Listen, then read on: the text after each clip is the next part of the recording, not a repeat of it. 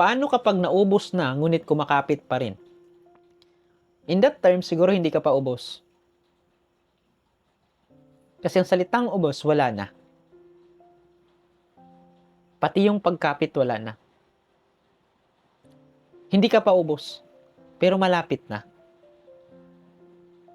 Malapit na. Umaasa ka pa rin. Hindi ka pa ubos. Kasi kapag ubos ka na, bumitaw ka na. At kapag bumitaw ka, hindi ka masama.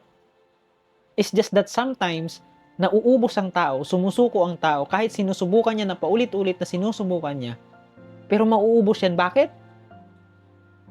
Kasi yung pain na nararamdaman niya mas malaki na sa pagmamahal niya sa tao na gusto niyang ipaglaban. Lahat naman tayo sinusubukan nating ayusin, lalong-lalo na kapag mahal natin yung isang tao.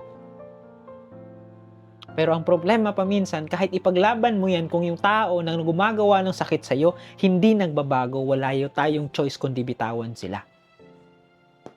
Tandaan nyo yan.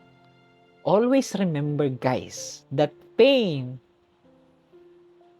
hindi pa kayo ubos, ha? Hanggat hindi kayo bumibitaw, hindi kayo ubos. Iwanan mo kung masakit na sa ulo bago tayo makalbo. Charot. Parang nakakatawa, pero totoo yan. Kasi bakit? Sa sobrang mahal natin sa ibang tao, na tingin natin na kapag naghintay tayo, akala natin magbabago sila, minsan mauubos kayo.